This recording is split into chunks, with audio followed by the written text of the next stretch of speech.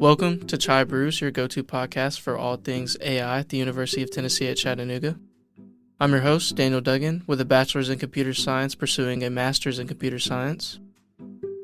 In each episode, we'll talk about the ways AI is revolutionizing education. We'll explore how AI is transforming teaching, learning, and our community. Whether you're a student, an educator, or simply curious about the future of learning, this podcast is for you. In this episode, I'm talking to Laurel Rhyne, who teaches in UTC School of Nursing. She's also an AI enthusiast. How have you integrated or maybe educated some of your students on maybe what AI is, what your stance on it is in your classroom, and how they've received that and how that's been going throughout the course of the semester? Yeah, so in the beginning of the semester, I started by introducing AI. I teach a leadership course. I teach another course that is critical care and all of those things. But then I have the opportunity to teach this other course that really looks at the changes that are happening in our world and how it'll impact leaders in nursing and in medicine. And so starting out the class, I actually did an introduction to AI for the students, for them to kind of get a feel for what this is. And interesting, I think, without a doubt, 80% were very taken aback and very frightened of it, quite frankly.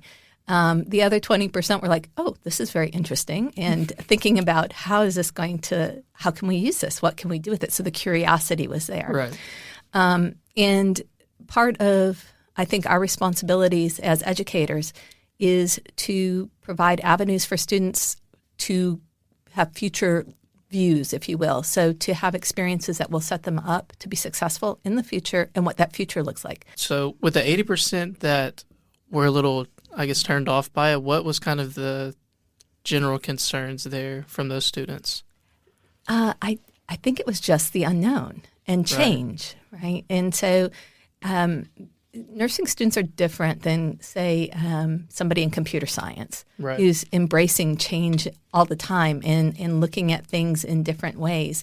Nursing tends to be more of a humanistic science, and it is not really a technologically savvy group that comes into nursing, but they're going to have to change that. And I think that's uncomfortable for them, because what their expectations were are now different than what they are going to come into. Kind of touching on that group that was interested, that 20%, where was their interest? Was it maybe enhancing their workflow, maybe helping them pick out something in, let's say, a care plan that they may not have seen before, or kind of what was some of their interests? I think their interest is more in what this was going to look like. I think I don't know that initially any of them thought about it as being helpful in their work, in their workflow.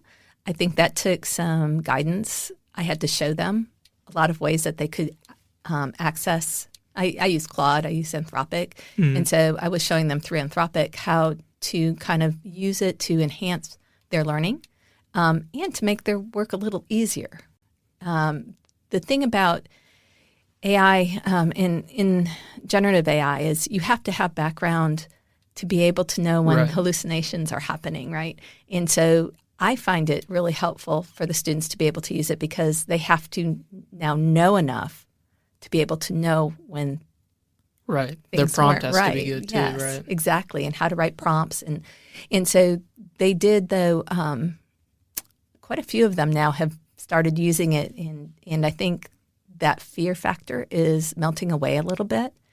I had an assignment for the class that made them look at what future technology was coming that was going to use AI, that was going to impact them in their jobs. And so I think by doing that, by allowing them to maybe explore the possibilities out there, that helped to ease some of that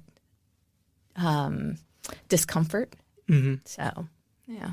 So one thing in another interview we did, I talked with our CIO, and one thing we did talk about was we want our projects at UTC to kind of branch out into all of our healthcare fields.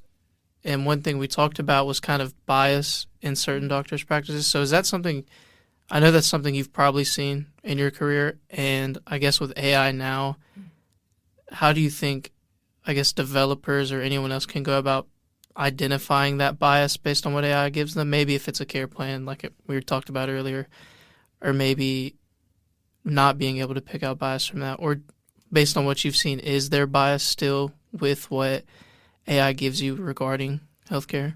Oh, I know that there is, and there will be, and there's an issue with health disparities. I think through some of the technologies that are coming, and it uses big data, but where did the big data come from, right? Where did it draw from?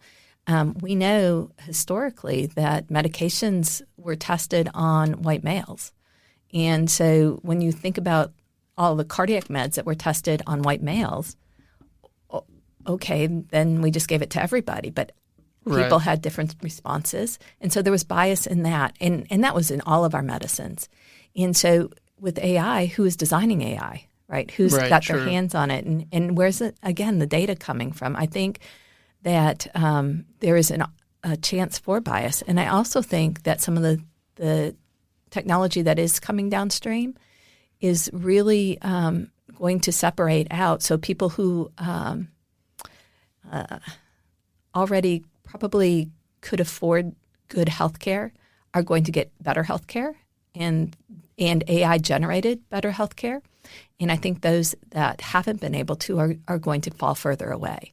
And I think that's something that we need to be aware of and need to, I think it's our ethical responsibility to step in and make sure that there is equality in how this goes. Are there any, I know you mentioned you have introduced your students to AI and had them look at examples of where it'll be used in the future. Do you think there are any other projects that could be implemented into maybe classes prior to entering nursing school or even in nursing school that could maybe get students ready for what's coming with AI? And if so, how would you implement that? I think that it's a prompt writing course would be amazing. Being able to learn how to write prompts. The students don't know how to ask the questions. And I think there's an art to that.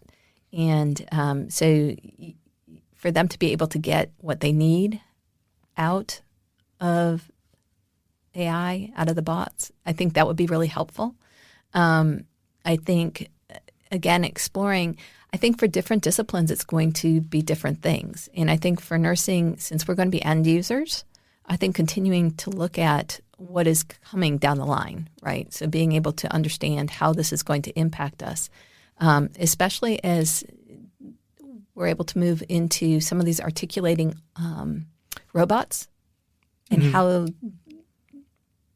that is going to change our workflow in the hospitals, being able to have these bots in the hospital doing certain tasks. Well, have there been any, not to cut you off, but have there been any tasks that have been outlined or some that you're interested in? So up at Christiana Health, they actually have robots that actually resupply linens. They actually drop off trays. They do a lot of, you'll see them run, just like the ones that deliver food, right? Oh, okay. So they're delivery bots, right? Nice. And so the nurses are walking around with little robots running around. But they are not the articulated robots. But those will come. And when they do, there will be things, I think that, I really think, and I was telling the students this the other day, we do a lot of med giving, right? So we give lots of meds. I really think that our giving meds will be taken away from nursing because, quite frankly, we make a lot of errors. We do everything we possibly can, but we're still human. Right. And so errors get made. But if you could take medication administration away from humans, I got to say, I think that would be a much safer world. That was Laurel Rhyne, and I'm Daniel Duggin. Thanks for tuning in. The music in this podcast is by Blue Dot Sessions. Don't forget to subscribe to our podcast, and until next time, keep learning and exploring the possibilities of AI.